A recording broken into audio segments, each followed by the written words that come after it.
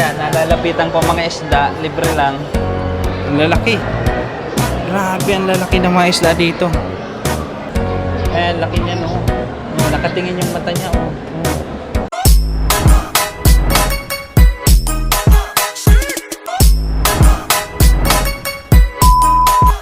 Hi guys, welcome back to my YouTube channel at nagbabalik muli. Nandito pa rin tayo sa Dubai Mall. At guys, papakita ko sa inyo kung ano yung nandito. Sobrang mamamangha kayo. 5 years bago ako nakabalik dito. Ito yun, oh. Yes, we are in Dubai Aquarium, guys. Wow, grabe, napakalaki ng Dubai Aquarium. So ito yung Dubai Aquarium, guys. So napakaraming tao, napakaraming turista. Ayan, oh.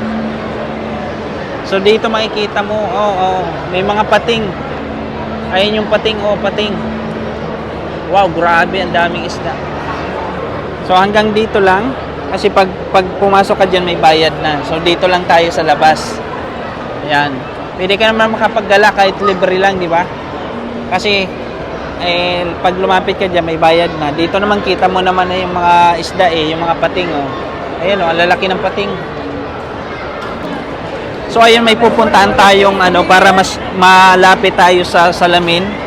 Alam ko doon sa second floor meron dong pwede tayong makalapit sa salamin. Pwede nating mahawakan yung salamin at makapag-video tayo ng mas malapit din sa mga isda na yan. Wow, dito yung ticketing booth, yung entrance dito, oh. Ayun yung entrance. Hindi ko alam kung magkano yung ticket dito sa kanila. Alam ko mahal yung ticket nila dyan, eh. Well, wag na tayong papasok kasi wala tayong budget. Ayan, no. Ang kagandahan diyan kasi merong yung parang kuweba na yon doon, no. Yung kuweba na yon, yan makakapag ka diyan. Para din yan sa yung mga aquarium sa Manila or sa Cebu. Wala na yung pinagkaiba. Mas malaki pa nga yung tutuusin yung mas malawak pa yung aquarium doon sa Manila. Ano ba tawag dito? Yung sa Manila Aquarium? Basta may aquarium diyan sa Manila, saka sa Cebu din. Na napuntahan na namin sa Cebu. Napakaganda rin. So dito sa may H&M, meron ako ditong nakitang pwede kang lumapit sa salamin. Salamin. Ayan, dito yun. Nakita ko na. Guys, ito yung sinasabi ko. Dito sa taas, meron ditong salamin na pwede kang lumapit sa isda. Ayan, puntahan natin. Ayan, no. Di ba? Dito makaka-video ka rin naman dito. Makikita mo rin naman yung mga isda dito sa taas. Ayan, no. Ayan yung mga isda,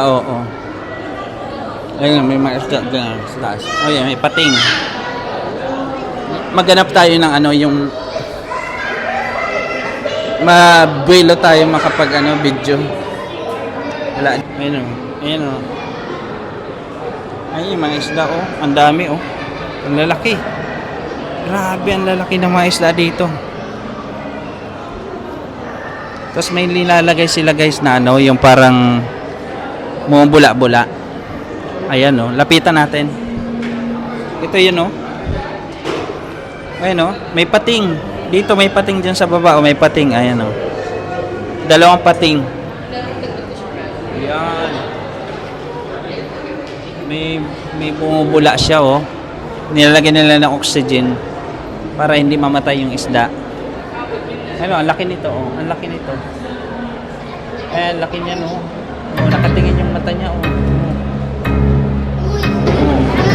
Wow, grabe, ilang dangkal yun.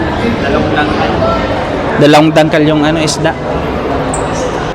Guys, tignan niyo to, ang laki nito, daming isda, nagsiksikan na sila doon sa taas. Ayan. Kasi yung mga bata, enjoy yung mga bata, Wow, ito yung mga isda, Uy, nagulat. Nagulat sila.